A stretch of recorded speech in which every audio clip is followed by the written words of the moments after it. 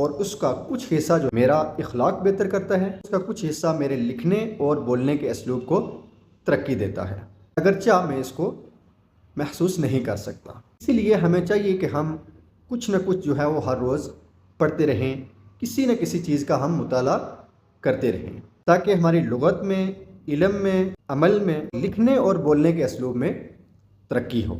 English کا ایک مشہور جملہ ہے، ریڈر از دا لیڈر، یعنی جو بندہ پڑھتا ہے، جو بندہ مطالعہ کرتا ہے، جو بندہ ریڈ کرتا ہے، وہی آگے جا کے لیڈر بنتا ہے، یعنی لیڈ کرتا ہے۔ اور یہی بات قرآن مجید میں بھی ہے کہ جاننے والا اور نہ جاننے والا کبھی برابر نہیں ہو سکتے۔